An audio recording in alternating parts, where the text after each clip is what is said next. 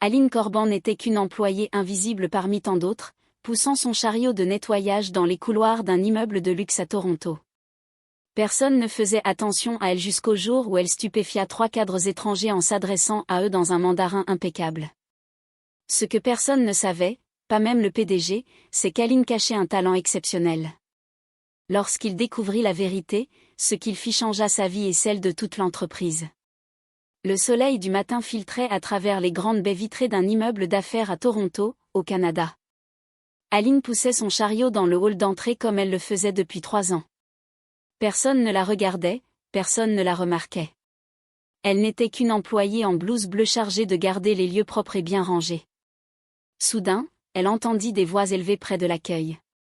3 hommes en costume semblaient perdus, échangeant en mandarin. La réceptionniste les écoutait sans comprendre, un sourire crispé sur le visage. Aline s'arrêta un instant. Elle savait que ce n'était pas à elle d'intervenir, mais elle ne pouvait pas rester sans rien faire face à cette situation. « Excusez-moi » lança-t-elle en mandarin parfait en s'approchant du groupe. « Je peux vous aider ?» Les hommes se retournèrent, stupéfaits. La réceptionniste écarquilla les yeux. « Oui, nous cherchons la salle de réunion au 10e étage, » répondit l'un d'eux, soulagé. « Prenez ce couloir puis l'ascenseur à droite. » « C'est la 2e porte après la sortie de l'ascenseur, » expliqua Aline avec le sourire. « Merci beaucoup. »« Vous nous avez sauvés, » dit un autre, cette fois en anglais. Lorsqu'ils s'éloignèrent, Aline reprit son travail, mais elle ne se rendit pas compte que Roland Vasseur, le PDG de l'entreprise, avait assisté à toute la scène depuis le haut de l'escalier. 20 minutes plus tard, Roland descendit dans le hall. Il trouva Aline en train de nettoyer les tables de la zone d'attente. « Excusez-moi, » dit-il, la voix légèrement hésitante. « Vous parliez en mandarin tout à l'heure ?» Aline leva la tête, un peu nerveuse. « Oui, monsieur, désolé si j'ai fait quelque chose de mal. Je voulais juste aider. »« Non, non, vous n'avez rien fait de mal, » répondit Roland en secouant la tête. « Je voulais juste... » « Comment avez-vous appris le mandarin ?»« En autodidacte, » répondit Aline en baissant les yeux, avec des applis, des vidéos sur Internet, des livres de la bibliothèque. Roland resta silencieux un instant. « Combien de langues parlez-vous ?»« 7, dit-elle presque à voix basse. « 7, répéta-t-il, incrédule. « Lesquelles ?»« L'anglais, l'espagnol, le portugais, le mandarin, l'italien, le français et l'allemand. » Roland eut l'impression que le sol venait de se dérober sous ses pieds. « Vous pouvez discuter avec moi quelques minutes, s'il vous plaît ?» Ils s'installèrent à une table du café de l'entreprise. Roland avait du mal à y croire. « 7 langues. Mais quand trouvez-vous le temps d'apprendre ?» Aline triturait ses doigts nerveusement.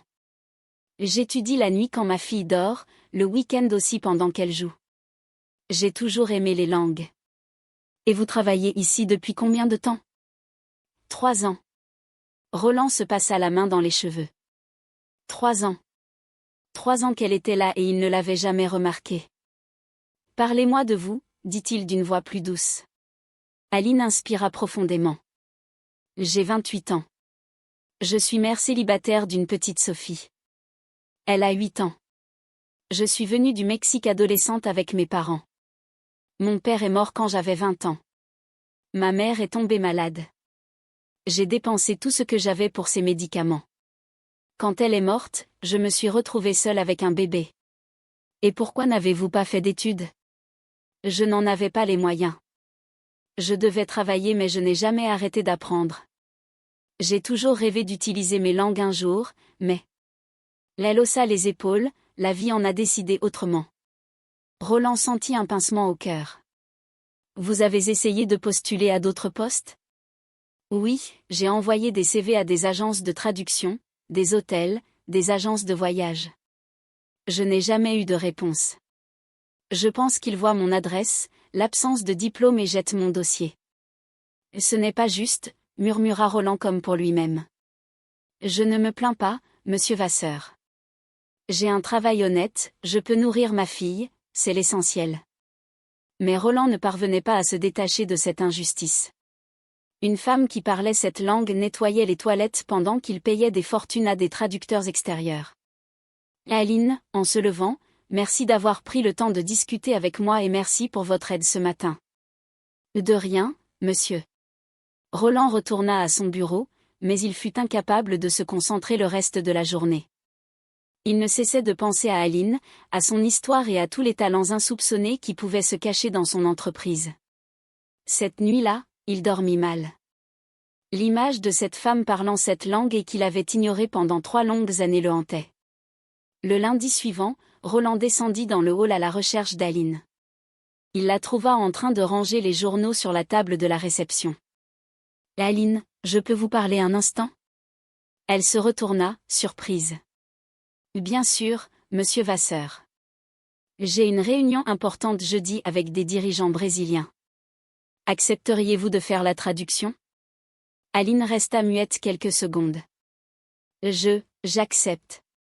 Mais vous en êtes sûr ? » Absolument. Vous parlez portugais mieux que n'importe quel traducteur que j'ai engagé. Comment le savez-vous ? Roland sourit. Je vous ai entendu parler avec votre fille au téléphone hier. Elle était chez une amie brésilienne. Non. Aline rougit. Désolée, je n'aurais pas dû utiliser le téléphone de l'entreprise. Ne vous inquiétez pas pour ça. Alors, vous acceptez ? J'accepte. Le jeudi matin, Aline arriva en avance. Elle avait mis sa plus belle tenue, une chemise blanche et une jupe noire simple, achetée dans une enseigne Bonchet. Elle était nerveuse mais déterminée. La réunion débuta à 9 heures. Les dirigeants brésiliens entrèrent en parlant portugais, visiblement préoccupés par certains aspects du contrat. Ils disent qu'ils ont des doutes concernant les délais de livraison, traduisit Aline pour Roland d'une voix claire et assurée. Et dites-leur que nous pouvons être flexibles de 2 semaines si besoin. Aline se tourna vers les Brésiliens. Monsieur Vasseur dit qu'il est possible d'allonger les délais de 2 semaines si nécessaire. Parfait, répondit le principal interlocuteur. Et pour la question des taxes ? La réunion dura 3 heures. Aline traduisit chaque mot avec précision, sans jamais perdre le fil, sans la moindre hésitation. Les Brésiliens furent impressionnés par sa fluidité. « Votre interprète est excellente, dit l'un d'eux à Roland.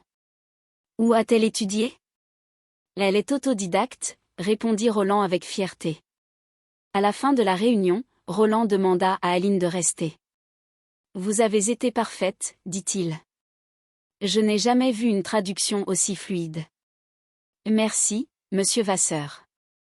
Aline, j'ai une proposition à vous faire. Que diriez-vous de devenir notre coordinatrice des affaires internationales ? Aline sentit ses jambes fléchir. Coordinatrice ? Oui. Un salaire de 5 000 $ par mois. Tous les avantages, votre propre bureau. 5 000, répéta-t-elle à voix basse. Je gagne 1 200 actuellement. Vous valez bien plus que ça. Alors, qu'en pensez-vous ? Les larmes lui montèrent aux yeux. J'accepte. Merci infiniment. La nouvelle se répandit dans l'entreprise comme une traînée de poudre. L'agente d'entretien avait été promue à un poste de cadre. Les réactions furent diverses. J'y crois pas, murmura Sandra, de la comptabilité, à une collègue. Elle n'a même pas fait d'études supérieures. Oui, mais elle parle cette langue, répondit sa collègue. Ça compte quand même. De nos jours, tout le monde peut apprendre des langues en ligne. De son côté, Marcus du service commercial avait un autre avis. Je l'ai toujours trouvée très intelligente. Je l'ai souvent vue lire pendant sa pause déjeuner. Aline entendait les remarques dans les couloirs, mais elle faisait de son mieux pour ne pas se laisser atteindre. Elle savait qu'elle devrait faire ses preuves chaque jour. Le jour de sa prise de fonction, Roland l'accompagna jusqu'à son nouveau bureau. Il était petit mais possédait une fenêtre avec vue sur la ville. « Comment vous sentez-vous ? demanda-t-il. Terrifié, avoua Aline. Et si je n'y arrive pas ? Vous allez y arriver. J'ai confiance en vous. Pourquoi vous faites ça pour moi ? Roland resta pensif. Parce que j'ai réalisé que notre entreprise gaspillait des talents et parce que vous méritez cette chance. Aline s'assit dans son nouveau fauteuil et regarda par la fenêtre. Pour la première fois depuis longtemps, elle sentit que sa vie pouvait changer, que ses rêves peut-être n'étaient pas si inaccessibles. Ce soir-là, elle appela sa fille restée chez la nourrice. « Maman, c'est vrai que tu vas travailler dans un grand bureau maintenant ? » « Oui, mon amour, c'est vrai. » « Trop bien. Tu vas mettre des jolis vêtements tous les jours. » Aline rit. « Oui, je vais porter de jolis vêtements. Je suis fière de toi, maman. » Aline ferma les yeux, envahie par une joie qu'elle n'avait pas ressentie depuis longtemps. Elle savait que les défis ne faisaient que commencer, mais pour la première fois, elle se sentait capable de les relever. 3 semaines après sa promotion, Aline avait déjà coordonné 2 réunions internationales et relu 3 contrats en langues étrangères. Elle commençait à se sentir plus sûre d'elle lorsqu'elle reçut un email l'invitant à une réunion avec le conseil d'administration.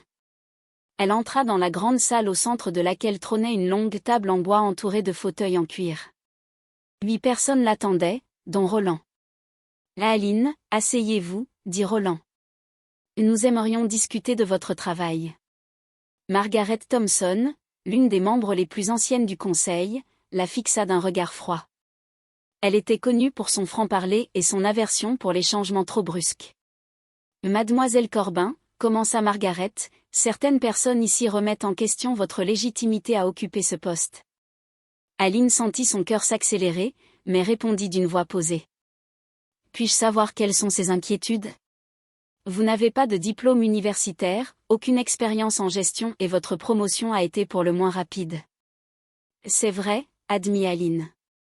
Je n'ai pas fait d'études supérieures, mais ces 20 derniers jours, j'ai coordonné des réunions qui ont mené à la signature de 2 contrats de $2 millions chacun. J'ai repéré une erreur dans un contrat en allemand qui aurait pu coûter $1 million à l'entreprise et j'ai communiqué directement avec des fournisseurs chinois, ce qui nous a permis d'économiser 30% en frais de traduction. Margaret se pencha en avant. Ce ne sont que des chiffres. Ce sont des résultats, corrigea Aline. Et je suis capable d'en fournir encore. Et si une situation se présente et que vous ne savez pas comment la gérer ? J'apprendrai comme je l'ai toujours fait dans ma vie. Roland intervint. Margaret, Aline a déjà prouvé sa valeur à plusieurs reprises. Roland, tu agis avec tes émotions. Cette décision a été précipitée. Aline prit une inspiration. Je peux dire quelque chose ? Tous les regards se tournèrent vers elle. Je comprends vos inquiétudes. Je n'ai pas de diplôme. C'est vrai. Je ne viens pas d'un milieu privilégié. Je n'ai pas fréquenté les meilleures écoles, mais j'ai appris cette langue seule parce que j'en avais besoin. J'ai élevé une fille seule parce que je n'avais pas le choix. J'ai cumulé 3 emplois pour survivre. Si je dois apprendre la gestion, la stratégie ou les affaires, je le ferai parce que c'est ce que je fais. Un silence pesa sur la pièce pendant quelques secondes. Et une dernière chose, ajouta Aline, vous avez payé des consultants externes $15 000 pour un travail que j'ai réalisé en 3 semaines. Je fais économiser de l'argent à cette entreprise et j'apporte de meilleurs résultats. Margaret ne répondit pas tout de suite. Après un instant, elle hocha la tête. Nous allons suivre vos résultats dans les mois à venir. À la fin de la réunion, Aline quitta la salle avec les jambes tremblantes. Dans le couloir, elle croisa James, un jeune stagiaire toujours poli avec elle. « Aline, j'ai entendu dire que vous avez tenu tête au conseil aujourd'hui. » « Les nouvelles circulent vite ici, » répondit-elle avec un sourire fatigué. « Tout le monde en parle. La plupart des gens vous soutiennent. » « La plupart. Il y a des jaloux, bien sûr, mais beaucoup trouvent votre parcours inspirant. » Dans les jours qui suivirent, Aline perçut des changements subtils autour d'elle. Certains collègues la saluaient avec plus de respect. D'autres continuaient à la regarder avec réserve. Maria, l'une des femmes de ménage qu'elle connaissait depuis son ancien poste, vint la voir pendant le déjeuner. « Aline, je peux te parler ? » « Bien sûr, Maria. Mon fils est à la fac en école de commerce. Il n'arrive pas à croire qu'il y est. Il m'a dit que si tu as réussi à arriver là où tu es, alors lui aussi peut rêver plus grand. » Aline sentit sa gorge se nouer. « Bien sûr qu'il le peut. Merci de nous montrer que c'est possible. Ce même après-midi, quelqu'un frappa à la porte de son bureau. C'était David, du service financier. Je peux entrer? Bien sûr. J'aurais besoin d'un conseil. Ma femme cherche un emploi, elle parle 3 langues. Tu aurais quelques conseils à lui donner? Avec plaisir. Au fil de la semaine, de plus en plus de collègues vinrent la voir.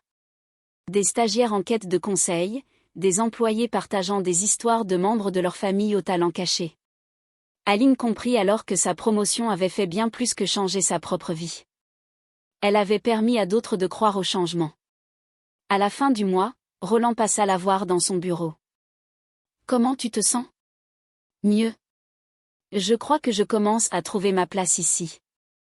Tu es en train de transformer cette entreprise, tu le sais vraiment. Les gens réalisent que le talent peut venir de partout. On reçoit plus de candidatures atypiques et on regarde de plus près les compétences de ceux qui sont déjà ici. Aline sourit. C'est une bonne chose. Une très bonne chose. Continue comme ça. Quand Roland sortit, Aline se tourna vers la fenêtre de son bureau. En bas, elle aperçut Maria poussant son chariot dans le hall. Mais Aline savait maintenant que Maria n'était pas juste une femme de ménage. Elle était une mère fière, une femme pleine d'espoir pour son fils. Chacun ici avait une histoire, chacun avait un talent caché et peut-être, juste peut-être, son histoire à elle aiderait d'autres à découvrir le leur. 6 mois après sa promotion, Aline fut invitée à prendre la parole lors de l'événement annuel de leadership de l'entreprise. C'était un grand événement réunissant 200 personnes, incluant des employés venus de toutes les filiales. Le soir de l'événement, Aline était nerveuse. Elle n'avait jamais parlé devant autant de monde. Sophie était assise au premier rang dans sa plus belle robe, un sourire fier sur le visage. « Bonsoir », commença Aline au micro. « Il y a 1 an, personne ici ne savait que j'existais. Je nettoyais ces mêmes couloirs où vous travaillez tous. J'étais invisible. » La salle se fit silencieuse. Pendant 3 ans, personne ne m'a demandé mon prénom. Personne ne savait que je parlais cette langue. Personne ne savait que j'avais des rêves qui allaient au-delà de la survie. Je ne suis pas là pour me plaindre. Je dis cela parce que je sais que je ne suis pas la seule. Combien de personnes ici ont des talents que personne ne connaît? Combien ont des rêves qui paraissent inaccessibles? Une femme au 3e rang essuya discrètement une larme. J'ai appris les langues pour pouvoir me connecter aux autres. J'ai étudié au milieu de la nuit car c'était le seul moment disponible. Je n'ai jamais abandonné parce que ma fille me regardait. Et quand Monsieur Vasseur m'a donné une chance, je l'ai saisie parce que je savais que je n'en aurais peut-être jamais d'autre. Aline jeta un coup d'œil à Roland qui lui souriait. Cette entreprise est en train de changer. Pas seulement parce qu'on m'a donné une opportunité, mais parce qu'on commence à voir les gens vraiment, à leur demander leur nom, à écouter leur histoire. Lorsqu'elle termina, les larmes coulaient sur ses joues. Après l'événement, de nombreuses personnes vinrent lui parler. Parmi les dernières, un jeune homme noir d'une 20aine d'années, visiblement ému. « Bonjour, je m'appelle Hugo. Je travaille à l'entrepôt. »« Bonjour Hugo, merci d'être venu. Ton discours m'a beaucoup touché. Je voulais te raconter quelque chose. Je t'écoute. Ma mère travaille au service de nettoyage ici aussi. Elle parle 5 langues, l'anglais, l'espagnol, le créole haïtien, le français et le portugais. » Le cœur d'Aline s'emballa. 5 langues. Oui, mais je lui ai toujours dit de ne le dire à personne. J'avais honte, tu vois. Je pensais que les gens se moqueraient. Et maintenant? Maintenant, je veux que tout le monde le sache. Je veux qu'elle ait la même chance que toi. Aline lui prit les mains. Hugo, ta mère est incroyable et toi aussi pour vouloir qu'elle brille. Tu pourrais lui parler? Bien sûr. Comment s'appelle-t-elle? Carmel Jean-Baptiste. Je la chercherai dès demain. Hugo sourit, les yeux embués. Merci. Merci infiniment.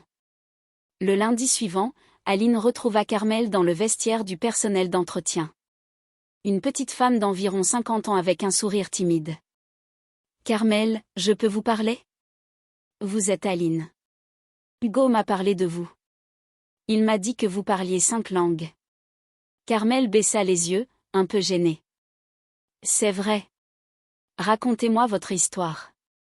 Carmel expliqua qu'elle était venue d'Haïti il y a 15 ans, qu'elle avait appris les langues pour aider d'autres immigrés et qu'elle avait toujours rêvé de travailler dans la traduction. Carmel, est-ce que vous aimeriez rencontrer Monsieur Vasseur? Moi, parler au patron? Oui, je crois qu'il sera très intéressé par votre parcours. Une semaine plus tard, Carmel fut promue assistante aux affaires internationales, travaillant aux côtés d'Aline. À la fin du mois, Roland lança officiellement le programme de valorisation des talents internes, coordonné par Aline. L'objectif? Identifier et développer les compétences cachées de tous les employés. Je suis fier de toi, dit Roland à Aline. Et tu n'as pas seulement changé ta vie, tu as changé celle de beaucoup d'autres. Il reste encore beaucoup à faire, répondit-elle. Combien d'autres sont encore invisibles? On les trouvera. Ce soir-là, Aline rentra chez elle et trouva Sophie en train de faire ses devoirs à la table de la cuisine. Maman, aujourd'hui à l'école, la maîtresse a demandé ce que faisaient nos parents. J'ai dit que ma maman est une cadre qui parle cette langue et qui aide les gens à réaliser leurs rêves. Aline serra sa fille dans ses bras, le cœur débordant de gratitude. Et j'ai dit que quand je serai grande, je veux être comme toi. Aline sourit. Mon amour, tu peux être tout ce que tu veux, absolument tout. Dehors, la ville brillait sous les lumières de la nuit. Quelque part, il y avait d'autres personnes avec des rêves enfouis, des talents cachés, n'attendant qu'une seule chose, une opportunité pour briller. Et Aline savait que sa mission ne faisait que commencer. Si cette histoire vous a touché, laissez un commentaire ci-dessous. Connaissez-vous quelqu'un comme Aline qui n'attend qu'une chance? Et surtout, partagez cette histoire autour de vous. On ne sait jamais qui a besoin de l'entendre aujourd'hui.